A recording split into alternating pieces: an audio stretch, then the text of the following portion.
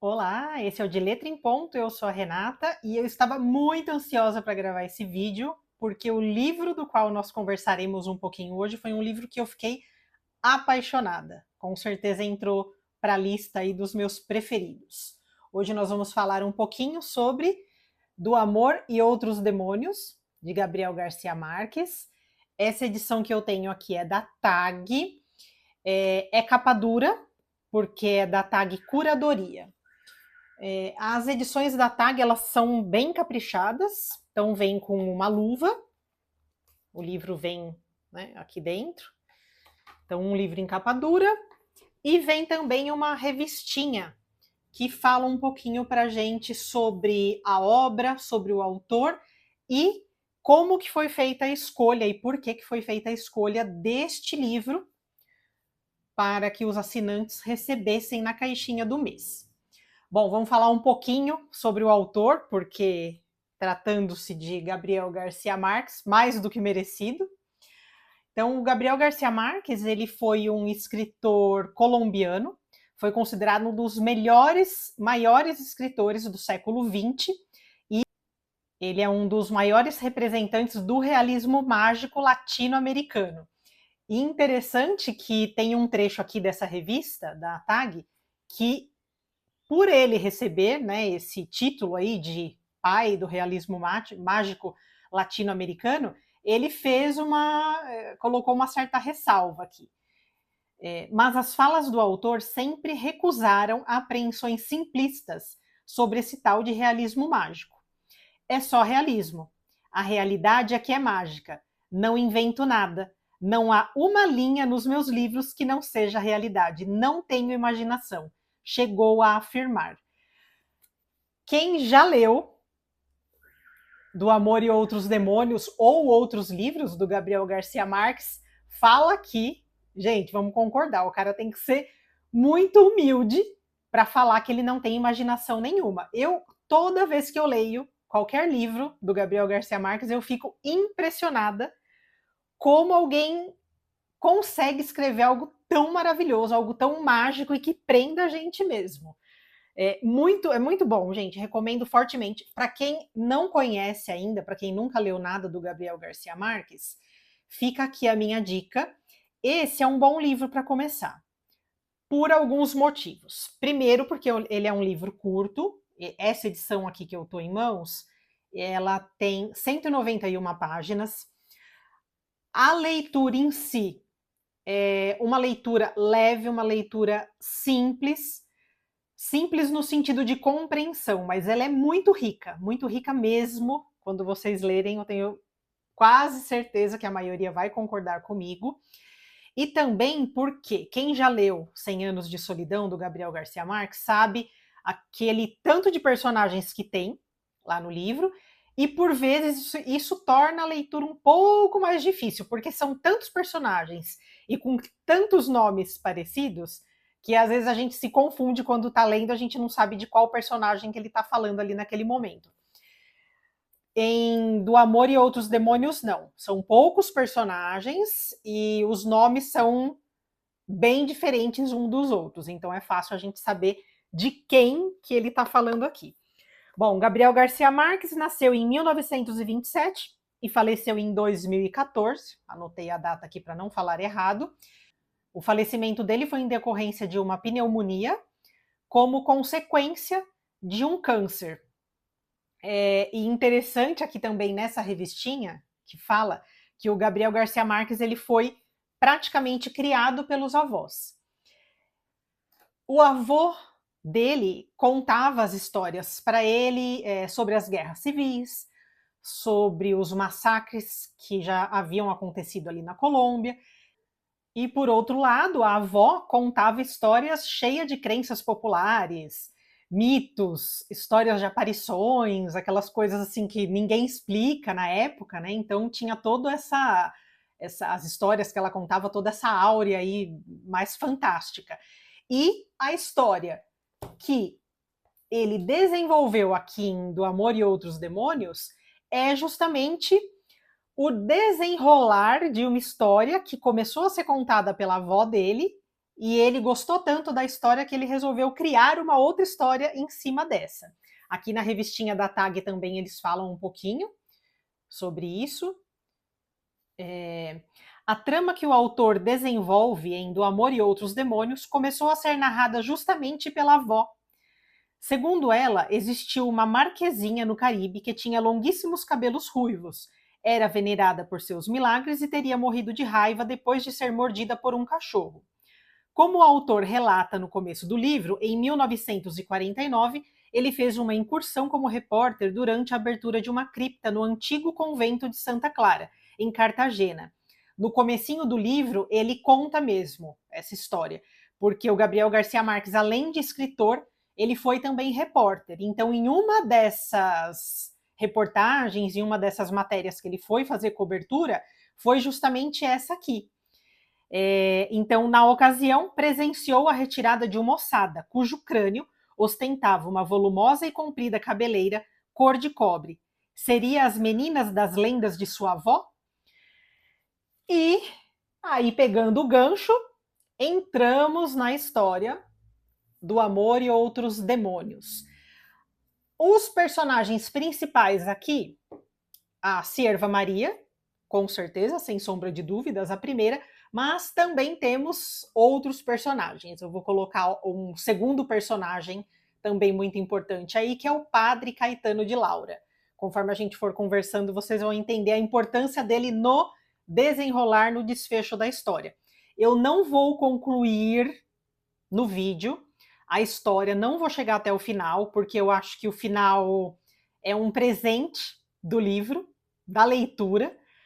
Então eu espero que depois do vídeo, eu espero que eu consiga transmitir para vocês o quanto eu gostei desse livro, o quanto esse livro é maravilhoso, e que com isso vocês se sintam estimulados a ler e a ter essa recompensa, que é esse final lindo do livro. Um pouco triste, mas lindo. Mas vou tentar não dar spoiler. Vou falar aqui o mínimo que eu preciso falar para passar um pouquinho do contexto da história. Bom, então a história ela se passa em Cartagena das Índias, que fica na Colômbia. Os ambientes ali da história, basicamente, são um casarão e esse convento de Santa Clara. Tanto o casarão quanto o convento, eles têm um ar assim, eu não sei aonde que eu li ou aonde que eu ouvi, mas eu acho que caracteriza bem e reflete bem o ar, a atmosfera que permeia aqui. Tem um ar meio manicomial. Tem ali um pouco uma loucura dos personagens que permeia aí o jeito de um e de outro. O casarão, ele tem ali no entorno um hospício mesmo, um manicômio, então ficam, só para mulheres, né, no caso, esse manicômio. Então elas ficam ali na varanda, às vezes gritando, fazendo barulho, é uma coisa assim que, gente, preenche a cena de um jeito que você se sente lá. É maravilhoso, maravilhoso. Acho que eu vou falar isso umas 20 vezes durante o vídeo, de tanto que eu gostei. Bom, quem foi a Cierva Maria? A Cierva Maria foi uma garotinha aqui nessa história. Ela tinha um jeito totalmente diferente, ela tinha um jeito mais selvagem, ela tinha a cultura dela, as crenças eram numa raiz mais africana, a gente vai entender por quê. Ela sempre foi rejeitada pelo pai, que é o Marquês Inácio, e pela mãe Bernarda. A gente vai falar um pouquinho sobre esses personagens também. A Cierva Maria, por que ela foi rejeitada pelos pais, pelo Marquês e pela Bernarda? Ela, na verdade, não foi assim ela não foi fruto de uma gravidez, de uma gestação desejada. Simplesmente aconteceu. Não que isso justifique, mas na história aqui, esse é um dos motivos para que ela tenha sido tão rejeitada, principalmente pela mãe, pela Bernarda. O pai, por outro lado, que é o Marquês Inácio, esse casamento dele com a Bernarda foi o segundo casamento dele. Ele vinha de uma família com posses, né, uma família estruturada, E ele acabou se apaixonando por uma das mulheres que estavam ali naquele manicômio que fica em torno do casarão onde ele mora desde criança. Ele se apaixonou por. Eu não lembro o nome dessa personagem, mas ela aparece algumas vezes no livro. Mas ele se apaixonou por ela. O pai não queria que ele tivesse esse relacionamento, mandou ele para longe, meio que deixou ele num lugar isolado. Ele não aguentando a solidão ali, então ele cedeu à vontade do pai para que ele pudesse voltar para casa, para o casarão, e ele cedeu à vontade do pai dele se casar com uma determinada moça de uma família rica, que tinha um certo nome, um certo status na época, que é a Olala. Ele se casou com Dona Olala, e o casamento deles não foi aquele casamento que os dois se amavam desde o princípio, era um casamento de convenções. Só que os dois, conforme o casamento, os anos ali foram passando, os dois aprenderam a se gostar e passaram a se enxergar como boa companhia um para o outro. Então os dois aprenderam a cantar, a tocar músicas, e em uma dessas ocasiões eles estavam ali embaixo de uma árvore, cantando, tocando ali um instrumento que eu não lembro qual que era agora, e caiu um raio. Esse raio matou a Dona Olala, ela caiu dura ali na mesma hora, bem coisa de Gabriel Garcia Marques, né? Umas coisas doidas assim, de repente aconteceu. Depois disso, o Marquês ele ficou triste, passou por um momento bem difícil, ele já não tinha mais os pais, morava ali no casarão. Então, o que ele fez nesse momento? Ele abriu mão de tudo que ele tinha, de todas as posses, e ele ficou apenas com o casarão. Ele passou a viver sozinho naquele casarão, isolado, uma coisa meio fantasmagórica. Os escravos, no caso, os escravos e os criados vagavam ali pela casa como se fossem assombrações. Ele tinha até medo desses escravos, porque ele tinha uma coisa de que os escravos iam tentar matá-lo. E é aí que aparece a Bernarda. A Bernarda, ela era filha de um antigo criado do pai do Marquês, ficou rico vendendo ali algumas coisas no mercado da cidade. Um dos itens que ele vendia para a Dona Olala, quando ela era viva, eram azeitonas. E com a morte dela, a Bernarda continuou indo até o casarão para entregar essas azeitonas. Num determinado dia, ela e o pai tiveram a ideia de que ela tentasse seduzir o Marquês para ver se saía alguma coisa dali, né? Um casamento. Pois bem, ela conseguiu seduzi-lo, lembrando não, porque eu não comentei isso no vídeo ainda, durante o relacionamento do Marquês com a Dona Olala, os dois tiveram uma relação bem de irmãos. Então, eles tinham uma parceria, uma cumplicidade, porém, eles não tinham relação de marido e mulher, se é que vocês me entendem.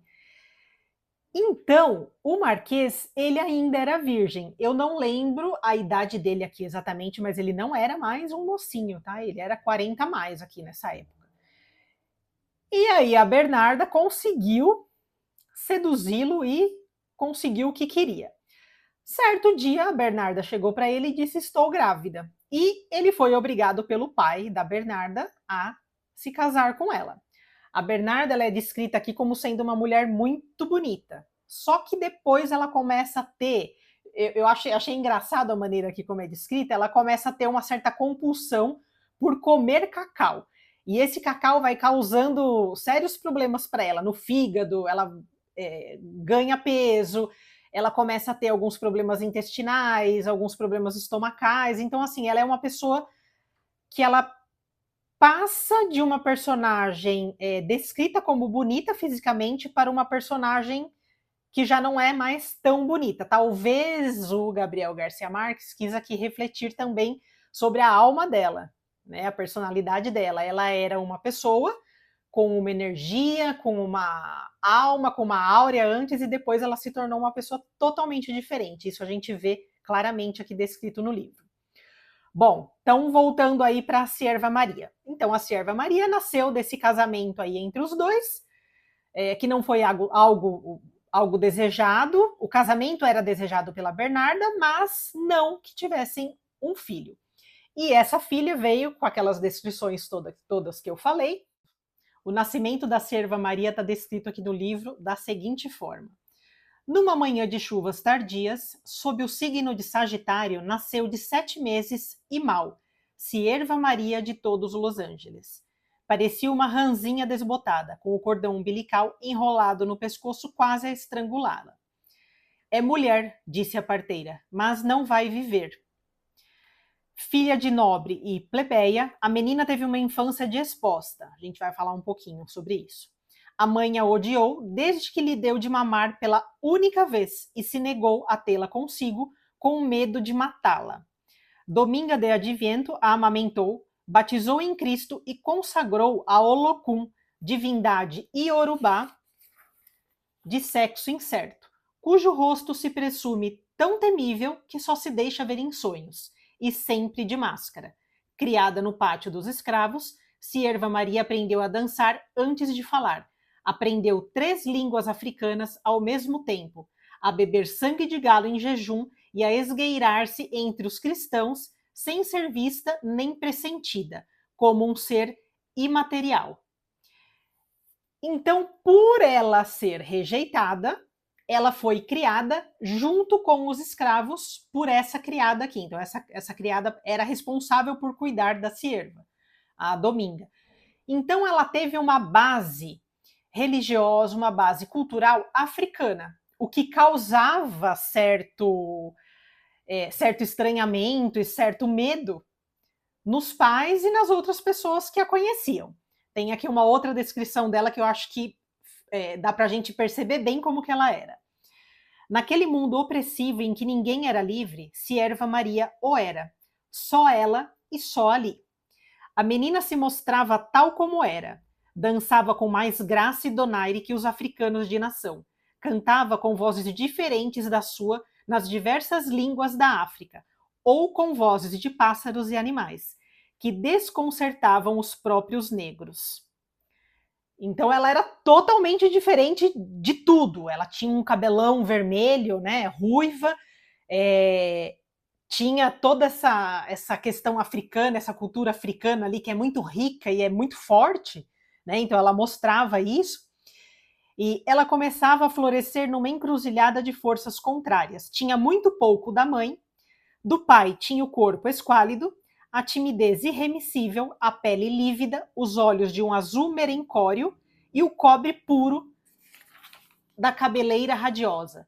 Seu modo de ser era tão misterioso que parecia uma criatura invisível.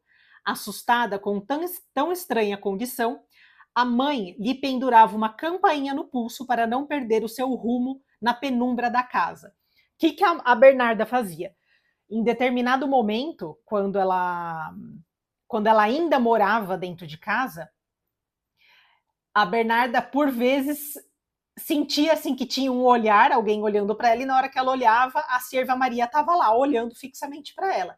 E ela morria de medo da menina, ela ficava apavorada. Então ela colocou um sininho ali, alguma coisa no pulso da menina, para ela ouvir quando a menina estivesse chegando perto, de tão apavorada que ela era. Bom, então, falei aqui dos 3 principais personagens, só para a gente iniciar a história, depois a gente vai conhecer um pouquinho mais de outros. Como que a história começa? Uma das criadas levou a Sierva Maria ali no centro, onde eles falam que tem o mercado, ela tinha que comprar alguma coisa e levou a menina junto.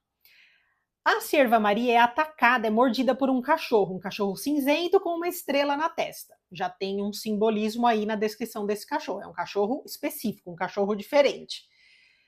Na época, estava rolando ali um surto de raiva. Então, todo mundo que era mordido por um cachorro, eles já criavam aquele alarde de que pode ser que a pessoa esteja com raiva. A criada, com medo, voltou para casa e não falou nada, nem para Bernarda e nem para o Marquês da menina. Ok. Só que teve um determinado momento que o Marquês ficou sabendo que a Sierva Maria havia sido atacada por um cachorro e ele foi lá confrontar a menina. Só que ela negava. A Sierva Maria, ela tinha um jeito, ela é descrita aqui como mentirosa, então ela mentia, pregava peça nos outros. E quando o Marquês foi lá perguntar, ela negou, falou, não fui mordida por cachorro nenhum. Só que ele sabia, ele viu a marca no tornozelo dela da mordida, então ele sabia que ela tinha sido mordida. Então ele foi lá falar com a Bernarda. E a Bernarda questionou: e por que Cierva nega? Porque não há jeito dela dizer uma verdade, nem por descuido. Então precisamos agir, porque o cachorro estava atacado de raiva, disse o Marquês. Olha o que a Bernarda falou, gente, da própria filha. Isso aqui eu e meu irmão falava quando a gente era criança para brincar, para encher o saco um do outro. Ao contrário, disse Bernarda, o cachorro é que morreu por tê-la mordido. Isso foi em dezembro e a descarada está como uma flor. Então, quer dizer, ela é tão doida que foi ela que matou o cachorro, né? Ela que contaminou o cachorro depois que o cachorro mordeu. Após isso, a Bernarda, apesar de não ter nenhum carinho, nenhum amor pela filha e não se importar nem um pouco caso ela morresse, ela fica preocupada porque, tá, quer morrer? Que morra, mas de doença de cachorro não. Então ela exige que o Marquês procure um médico para se informar sobre o que aconteceu. O Marquês vai lá, procura o médico, que é o Abrenúncio, e conversa com ele. Ele fica sabendo que o Abrenúncio tratou de outras pessoas que tiveram a raiva, então ele quer saber como que a doença se desenvolve, se tem possibilidade de cura, como que é. E o Abrenúncio dá, né, a triste notícia de que, na longa história da humanidade, concluiu, nenhum hidrófobo viveu para contar. Hidrófobo é a pessoa que foi contaminado pela raiva. Então ele fala que a única coisa que o Marquês tem para fazer é esperar e observar e ver se de fato a menina foi contaminada, foi contagiada pela raiva ou não. E aí eu achei bem bonita essa passagem. Aí o Marquês pergunta para o Abrenúncio, e enquanto isso? Aí o Abrenúncio fala, enquanto isso, toquem música, encham a casa de flores, façam cantar os passarinhos, levem-na para ver o pôr do sol no mar, deem-lhe tudo o que possa fazê-la feliz. Despediu-se rodando o chapéu no ar e com a frase latina de rigor, mas dessa vez traduziu-a em homenagem ao Marquês. Não há remédio que cure o que a felicidade não cure. Achei lindo, lindo, lindo, lindo. Bom, vida que segue. O relacionamento ali difícil entre a Bernarda e a menina continuam. O pai, o Marquês, acaba sendo tocado por essa situação, então a gente vê aqui nesse momento florescendo, surgindo ali aquele amor do Marquês pela filha e ele encarando aquilo como uma oportunidade, uma segunda chance dele amar a própria filha. Então ele decide fazê-la feliz. Então ele traz a Serva Maria do Pátio dos Escravos. Não sei se eu falei, mas se eu não falei, vou falar agora. Ela era tão rejeitada que ela não morava dentro da casa com eles. Ela morava no pátio dos escravos com os escravos. Ela vivia ali, ela não entrava dentro de casa. E nesse momento o Marquês resolve trazê-la de volta. Então ele coloca a filha, ele coloca a Serva Maria no quarto que era da mãe dele. E a Serva Maria fica ali, tudo, vida que segue, ela não gosta muito daquele ambiente, não conversa com ninguém, ela muda calada, ela age como se fosse um bicho mesmo, né? Ela é bem selvagem, assim, tem uma natureza bem selvagem. Só que determinada manhã ela acorda com febre. O Marquês, super assustado, super temeroso de que realmente fosse um sinal, um sintoma de que a Serva estivesse com raiva, pediu para que o Abrenúncio fosse visitá-la, para fazer uma consulta, para examiná-la. O Abrenúncio examinou e falou: olha, a princípio é só uma febre. Falou que muito provavelmente ela não estava com raiva, mas que eles tinham que observar. E interessante que ele desmente, né? Ele tira essa superstição de que simplesmente foi mordida pelo cachorro e estava com raiva. E fala que tem que esperar e observar. Nisso, aí que começa o rolo todo. Tinha uma criada, a Sagunta, que ela chega lá pro Marquês e fala para ele: ó, eu conheço uma simpatia que a gente já fez com outras pessoas que estavam com raiva e funcionou. Eu vou descrever aqui para vocês o que essa doida fez.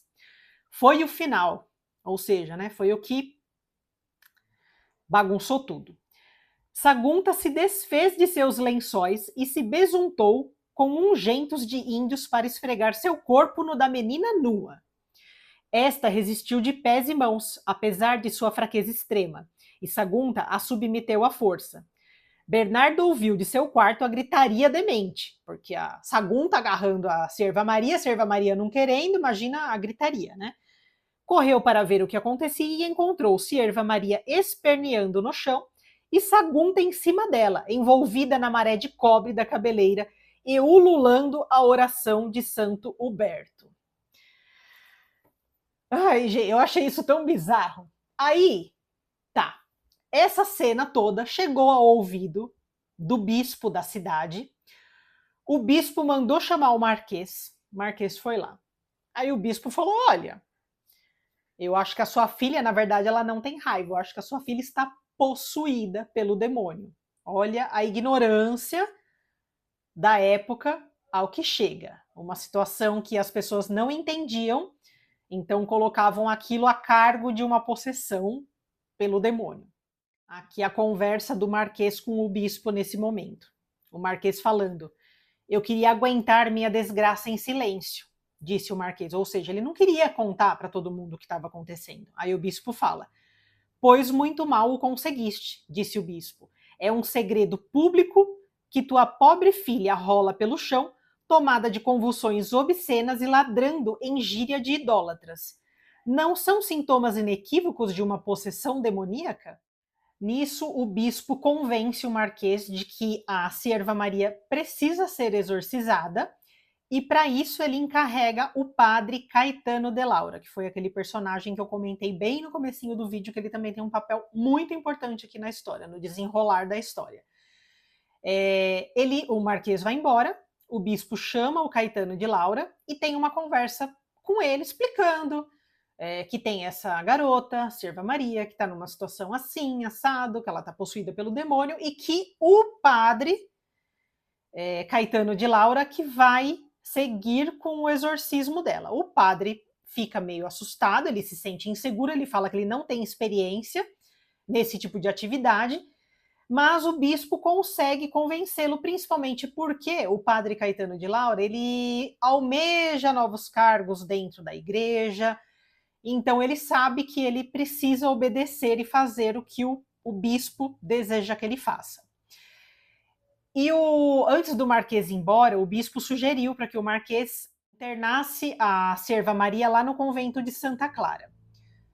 Muito bem, ele vai lá, interna a Sierva Maria lá no convento de Santa Clara, ele fica com o coração na mão, quando ele vai embora, tá um dia chuvoso, ele meio que entrega a menina ali de qualquer jeito, digamos assim, e a Sierva Maria foi colocada em clausura em um local que era chamado de Pavilhão das Enterradas Vivas.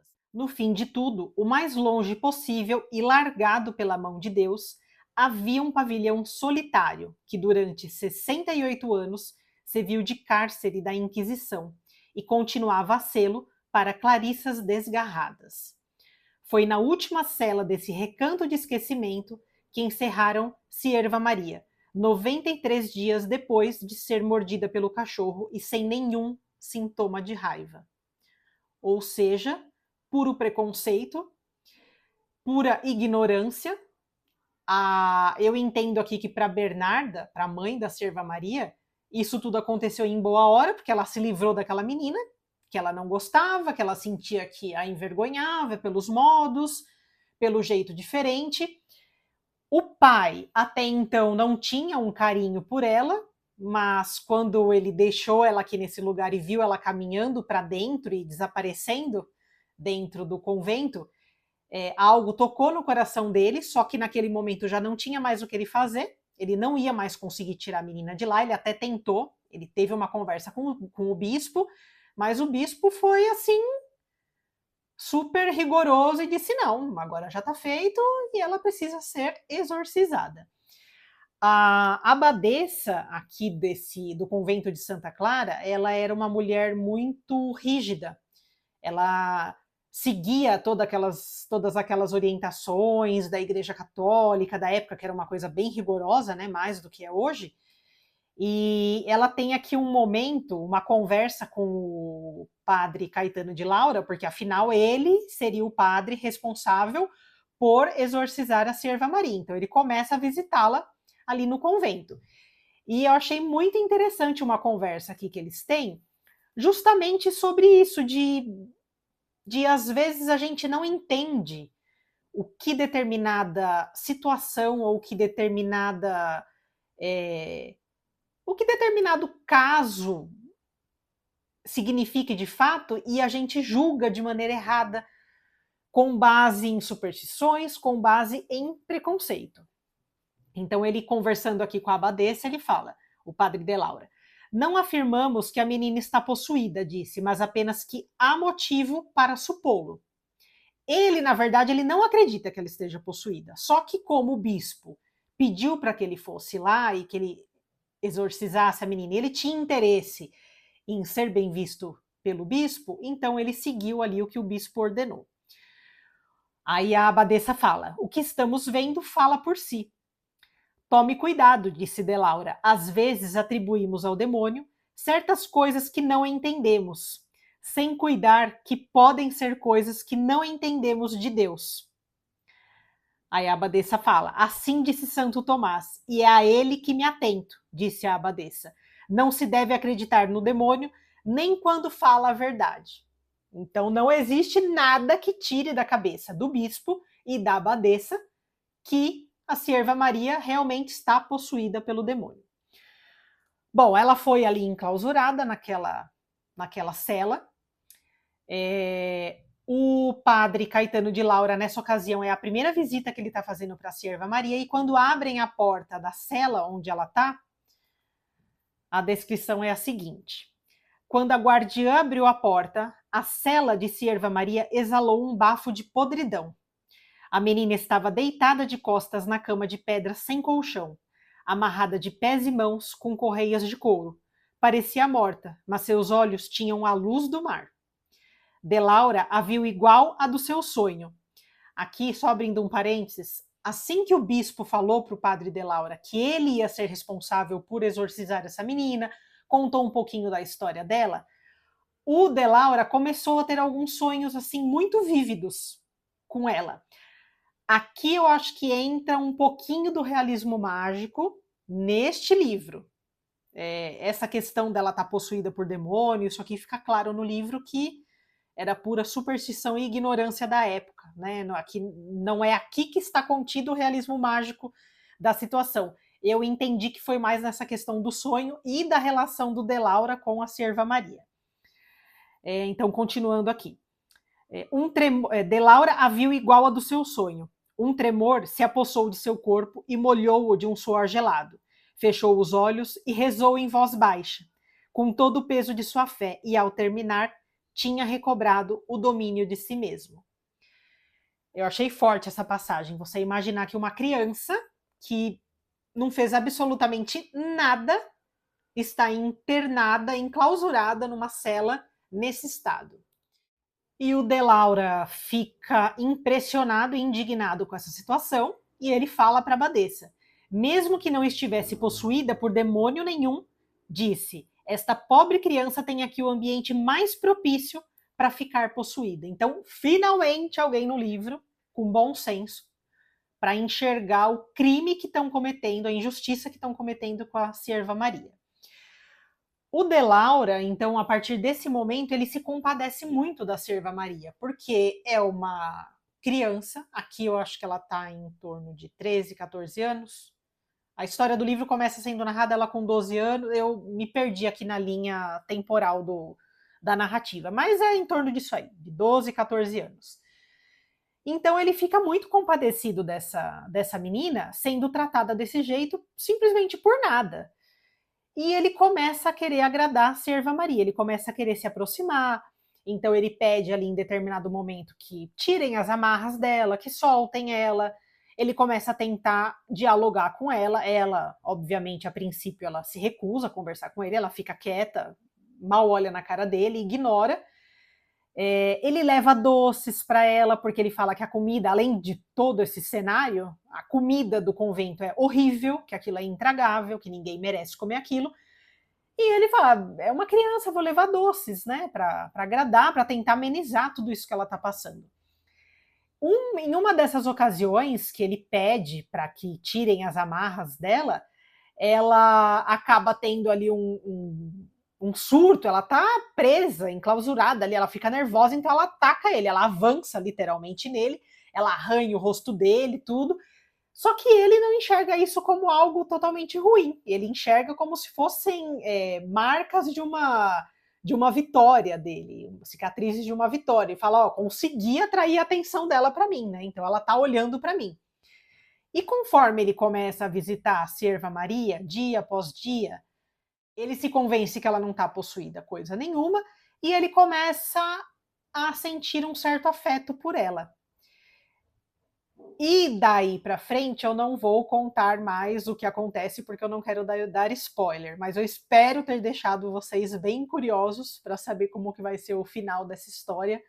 Gente, é um livro belíssimo, escrito assim de um jeito maravilhoso. Espero mesmo que vocês tenham vontade de ler o livro.